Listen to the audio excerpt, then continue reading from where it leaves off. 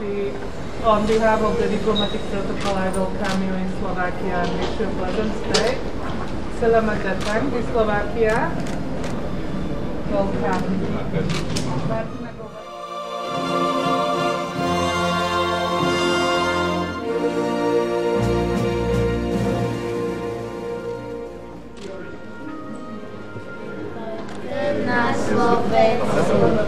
Selamat datang di Slovakia, Bapak dan Ibu.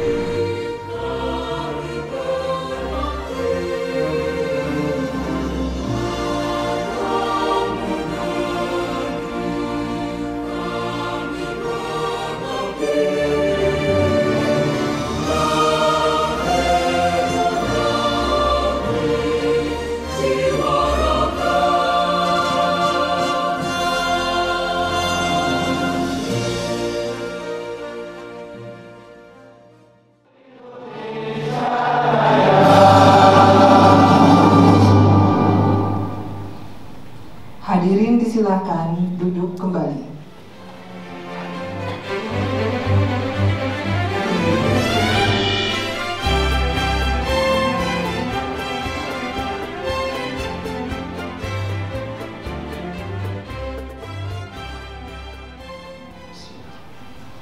Yang terhormat Profesor Dr. Ma'ruf Amin, Wakil Presiden Republik Indonesia. Yang terhormat Ibu Wuri Ma'ruf Amin, Bapak dan Ibu peserta dialog kebangsaan. Assalamualaikum warahmatullahi wabarakatuh. Om Swastiastu, Namo Buddhaya, salam kebajikan dan salam sejahtera untuk kita. Di hadapan kami Pak Wapres ada sekitar 160 masyarakat Indonesia di Slovakia dan juga dari Hongaria, mereka jauh-jauh juga datang dari Hongaria dan juga dari Austria. Yang datang dengan latar belakang profesi yang berbeda, baik itu pekerja migran, pelajar, mahasiswa dari Slovakia, Austria, dan Hongaria, dan juga para profesional lainnya.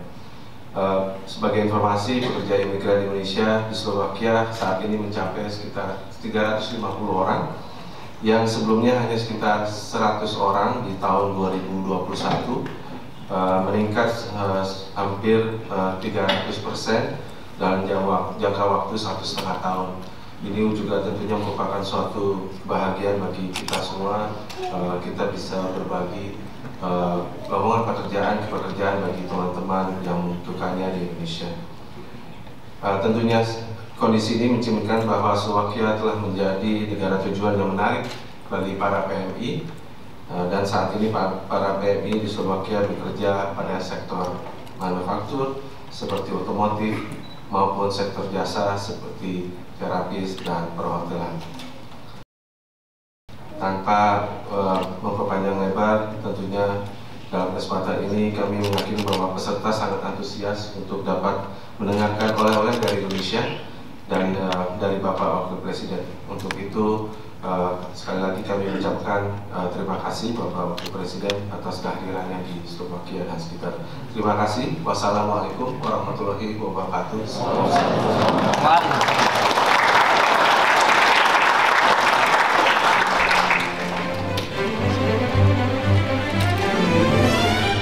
Pidato Wakil Presiden Republik Indonesia.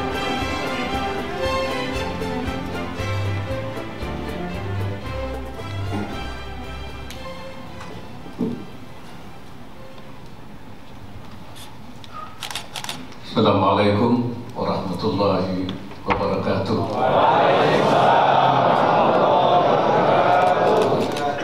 Bismillahirrahmanirrahim. Yang saya hormati Duta Besar Republik Indonesia untuk Slovakia, beserta Ibu, para diaspora Indonesia di Slovakia dan sekitarnya, para tamu undangan, serta hadirin yang berbahagia. Saya merasa senang sekali dapat bertemu dengan warga Indonesia yang saat ini tinggal di Slovakia. Saya juga minta pekerja Indonesia di Slovakia untuk memanfaatkan pengalaman hidup dan bekerja di Eropa sebagai bekal untuk meningkatkan kapasitas diri baik dalam kehidupan personal maupun profesional. Jadi saya kira banyak pengalaman-pengalaman baik yang nanti ketika pulang bisa diterapkan di Indonesia. Ya. Di lain pihak, saya juga minta agar KBRI di Slovakia ini memastikan WNI dan pekerja migran Indonesia benar-benar mencapai akses pelayanan dan perlindungan yang memadai, termasuk perlindungan hukum dan hak-hak pekerja sesuai ketentuan peraturan perundangan yang berlaku. Pertama, saya berharap seluruh masyarakat Indonesia di luar negeri, termasuk di Slovakia, dapat menjadi duta budaya bangsa Indonesia. Perkenalkan Indonesia kepada masyarakat dunia melalui cara pandang dan cara hidup yang sesuai dengan nilai-nilai Pancasila. Supaya mereka berkesan, dan siapa tahu mereka juga ingin tertarik untuk datang ke Indonesia untuk melihat aslinya seperti apa.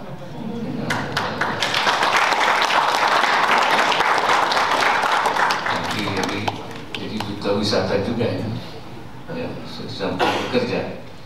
Sebaliknya ketika pulang ke tanah air kelak, bawalah nilai-nilai kebaikan itu dari negara-negara setempat yang dapat mendorong kemajuan bangsa kita. Saya dengar Slovakia unggul di bidang pengembangan industri otomotif. Nah, ini bidang olahraga, terutama voli dan sepak bola juga unggul. Gak apa-apa, kita lagi mengembangkan sepak bola juga supaya kita menjadi negara yang unggul. Kita bahkan punya desain besar olahraga nasional DBON untuk menghasilkan olahragawan yang berprestasi.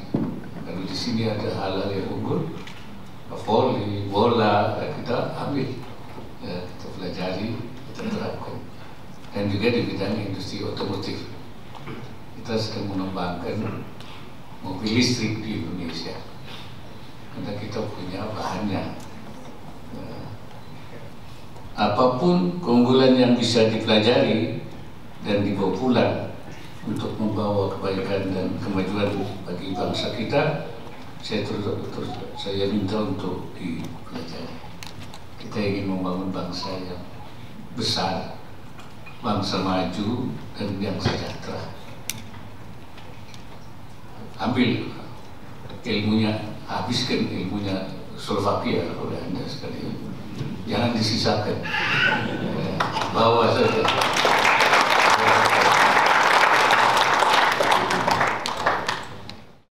Saya kira itu yang dapat saya sampaikan. Semoga Allah Subhanahu wa Ta'ala, Tuhan Yang Maha Esa, senantiasa melimpahkan pertolongannya, inayahnya, dan meridai setiap ikhtiar yang kita lakukan. Demikian. Wallahul muwaffiq ila aqwamit thariq. Assalamualaikum warahmatullahi wabarakatuh.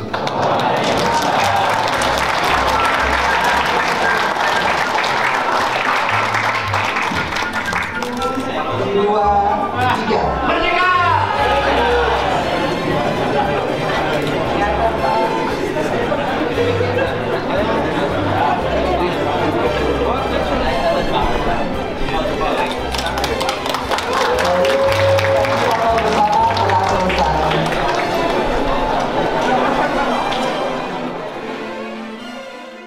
First of all, thank you very much for receiving us, the Deputy Prime Minister.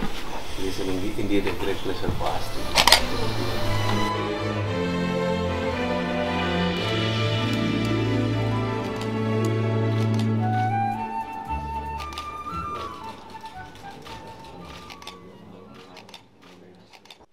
Terima kasih atas pertemuan yang produktif ini. Semoga Yayasan Islam Slovakia dapat terus melaksanakan rencana dan kegiatan keagamaan dengan baik dan mencapai tujuan yang diharapkan.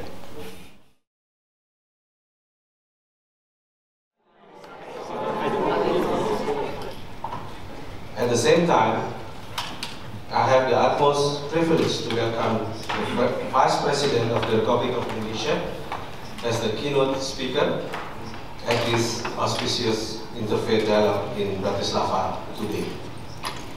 As you may have already been aware, the Vice President is not only a leader with the executive branch of our government, but also he is an ulama of all religious scholars of the largest Muslim organization in the world, the Nahdlatul Ulama, with close to 100 million adherents. Distinguished participants, Indonesia is a pluralistic country with the 6 religious beliefs: Islam, Catholics, Protestant, Hindu, Buddhism, and Confucianism, who live side by side in peace and harmony. Islam, as the largest religion in Indonesia, is more than 230 million in population, strongly emphasizes the values of diversity, tolerance, and harmony that are reflected in our slogan, Unity is Diversity. Islam in Indonesia can be a role model in creating a religious life that is harmonious and tolerant, that practices Wasatiyah Islam or religious moderation. Indonesia indeed is a living example where Islam can be compatible with modernity and where Islam and tolerance reinforce each other.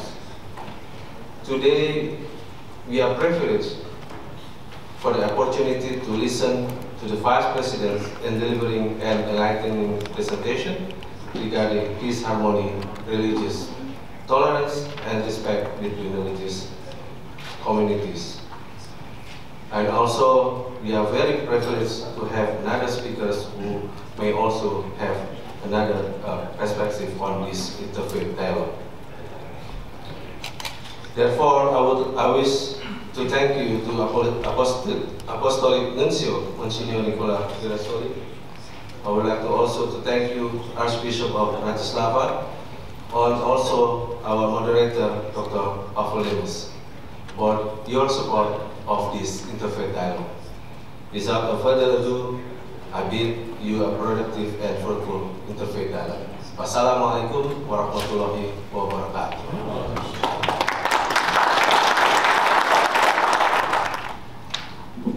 Assalamualaikum warahmatullahi wabarakatuh.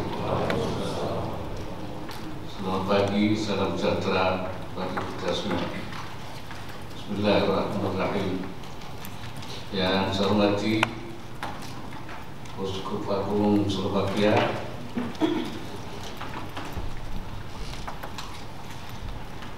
Nunsiator Apostolik Vatikan kedua, Duta Besar Republik Indonesia untuk Republik Slovakia, Duta Besar dan Perwakilan Negara Sahabat, para akademisi, hadirin undangan yang berbahagia.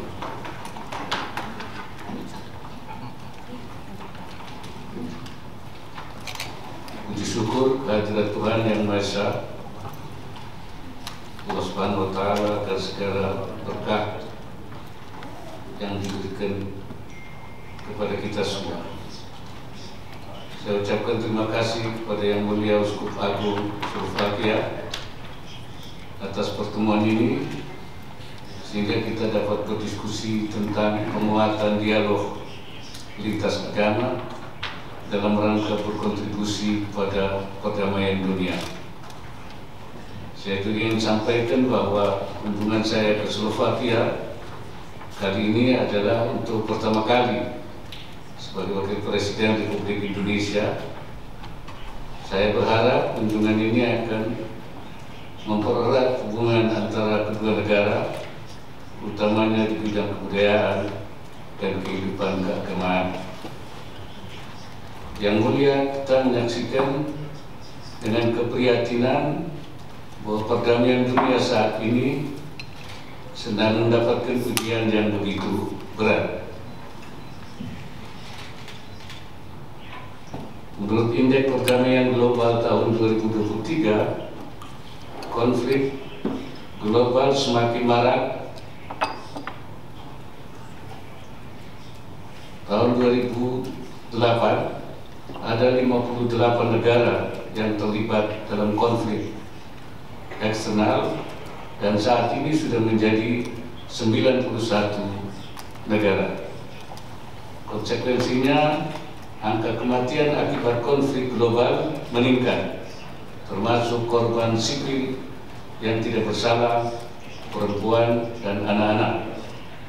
Belum lagi dampak kerugian ekonomi mencapai hingga 17,5 triliun US dollar pada tahun 2022, setara dengan 13% dari GDP global.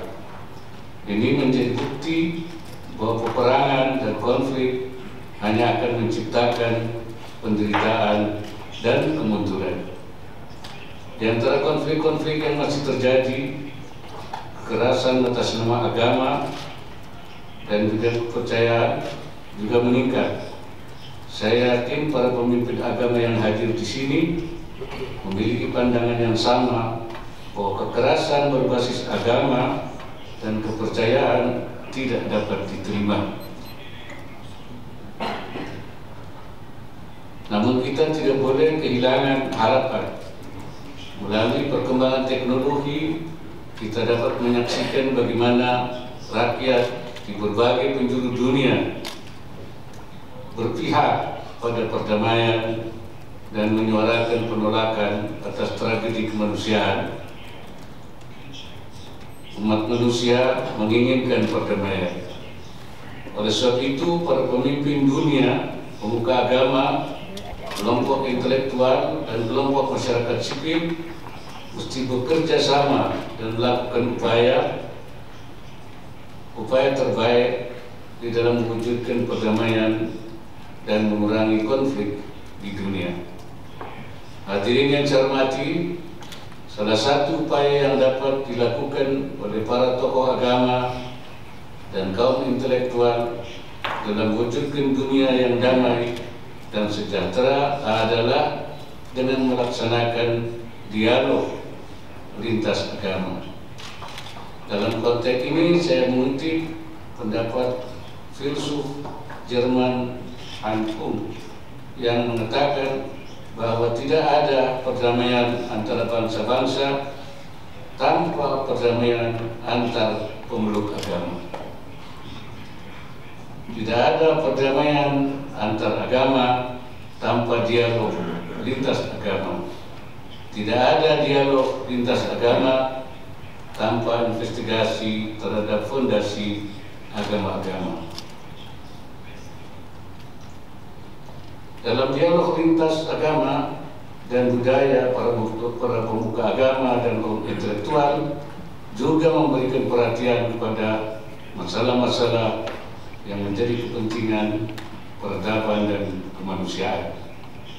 Melalui platform ini, kita promosikan sikap saling menghormati hak-hak orang lain, membangun etika sosial dan global dalam menangani persoalan, menyebarkan budaya moderat untuk menangkal ekstremisme, di samping berkontribusi dalam gagasan untuk meningkatkan kesejahteraan umat manusia serta mencegah kerusakan lingkungan hidup.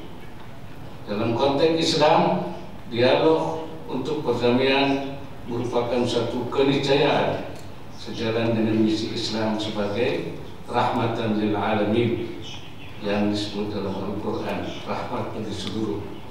Sebagai ilustrasi dalam mendirikan rumah ibadah bagi pemeluk agama di Indonesia, jumlah umat Islam sekitar 237 juta dengan masjid berjumlah sekitar 296.000, rasio 1/800. Jumlah umat Kristen kurang lebih 20 juta dengan gereja berjumlah sekitar 60.000 dengan rasio 1/339. Jumlah umat Katolik sekitar 8,4 juta dengan gereja berjumlah 11.000 dengan rasio 1/626. Jumlah umat Hindu adalah sekitar 4,6 juta dengan pura berjumlah sekitar 24.000 dengan rasio 1/161. Jumlah umat Buddha kurang lebih 2 juta dengan vihara berjumlah sekitar 2.300 dengan rasio 1/723. Jumlah umat Konghucu adalah sekitar 73.000 dengan kelenteng berjumlah 552 dengan rasio 1/212. Dalam merawat kedamaian dan kerukunan, kami menggunakan 4 bingkai pendekatan, yaitu bingkai teologis, yakni mensosialisasikan teologi kerukunan dan kedamaian pada masing-masing agama yang ada di Indonesia. Pertama, saya ingin menyerukan agar para pemuka agama di dunia untuk memperkuat kerjasama dalam pencarian solusi damai untuk konflik di dunia, termasuk yang bersumber atau yang dilatar belakangi agama.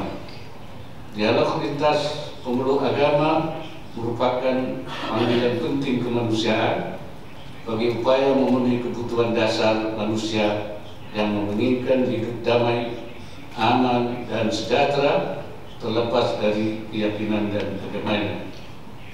Kedua, kita harus memperkuat moderasi dan toleransi. Solusi manajemen moderasi beragama merupakan instrumen penting dalam mencegah konflik, membangun konsensus, dan menjaga persatuan dan kesatuan sehingga terwujud tatanan dunia yang damai.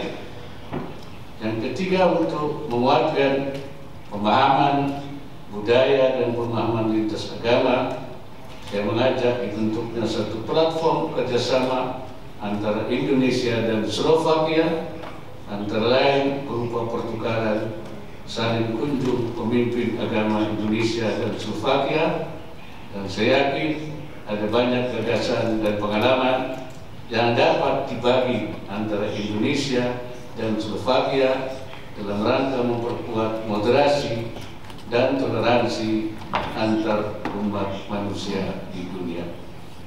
Semoga Tuhan Yang Maha Esa, Allah Subhanahu wa Ta'ala, senantiasa memberikan pertolongannya dan meridai setiap ikhtiar yang kita lakukan.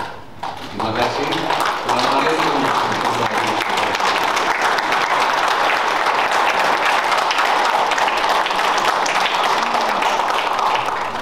Slovensko sa líši horami, Tatrami, ktoré spájajú v jedinom okolí končiare a rozmanité scenérie a presahujú hranice krajiny.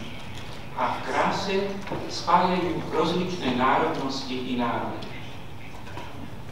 Excelencia, ctení hostia, verím, že dnešné stretnutie nám dá novú silu a inšpiráciu pre rozvíjanie tejto krásy, totiž krásy celé.